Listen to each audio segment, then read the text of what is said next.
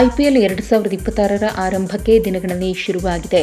ಈಗಾಗಲೇ ತಂಡಗಳು ಕೂಡ ತಮ್ಮ ಅಭ್ಯಾಸವನ್ನ ಶುರು ಮಾಡಿವೆ. ಎಲ್ಲಾ ತಂಡಗಳು ಕೂಡ ಈ ಬಾರಿ ಕಪ್ಪನ್ನು ತಮ್ಮದಾಗಿಸಿಕೊಳ್ಳಬೇಕು ಅನ್ನೋ ಪ್ಲಾನ್ನಲ್ಲಿ ಪರಿಶ್ರಮ ಪಡ್ತಾ ಇವೆ.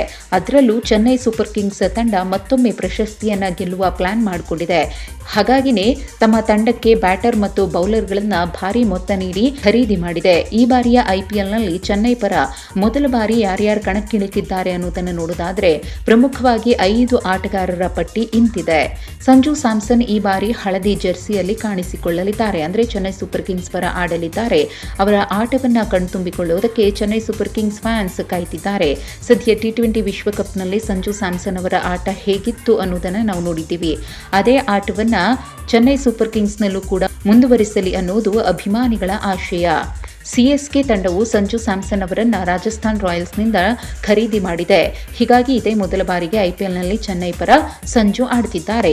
ಇನ್ನು ಭಾರತೀಯ ಲೆಗ್ ಸ್ಪಿನ್ನರ್ ರಾಹುಲ್ ಚಾಹರ್ ಈ ಬಾರಿ ಮೊದಲ ಬಾರಿಗೆ ಚೆನ್ನೈ ಸೂಪರ್ ಕಿಂಗ್ಸ್ ಪರ ಆಡಲಿದ್ದಾರೆ.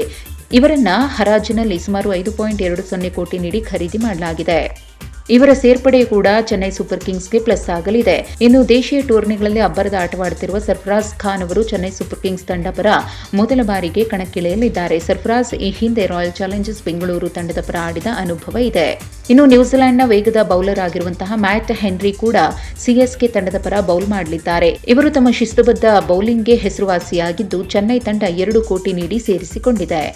ಇನ್ನು Akil Hussain West ಇಂಡೀಸ್ನ spin allrounder ಆಗಿದ್ದಾರೆ. ಈ ಬಾರಿ ಹಳದಿ ಜೆರ್ಸಿಯಲ್ಲಿ ಮತ್ತೊಬ್ಬ ಆಟಗಾರ ಚೆನ್ನೈ ಸೂಪರ್ ಕಿಂಗ್ಸ್ ಪರ ಆಡಲಿದ್ದಾರೆ. ಪವರ್ ಪ್ಲೇ ಮತ್ತು ಮಿಡಲ್ ಓವರ್ಗಳಲ್ಲಿ ಇವರು ಬಿಗುವಿನ ದಾಳಿ ನಡೆಸುವ ಸಾಮರ್ಥ್ಯವನ್ನು ಹೊಂದಿದ್ದಾರೆ. ಇದಿಷ್ಟು ಚೆನ್ನೈ ಸೂಪರ್ ಕಿಂಗ್ಸ್ ಪರ ಮೊದಲ ಬಾರಿಗೆ ಕಣಕ್ಕಿಳಿತಾ ಇರುವಂತಹ 5 ಪ್ರಮುಖ ಆಟಗಾರರ ಲಿಸ್ಟ್. ಈ ಆಟಗಾರರ ಸೇರ್ಪಡೆ ಚೆನ್ನೈ ಸೂಪರ್ ಕಿಂಗ್ಸ್ಗೆ ಯಾವ ರೀತಿ ವರ್ಕೌಟ್ ಆಗುತ್ತೆ ಅನ್ನೋದನ್ನ ಮುಂದಿನ ದಿನಗಳಲ್ಲಿ ಕಾದು ನೋಡಬೇಕಿದೆ.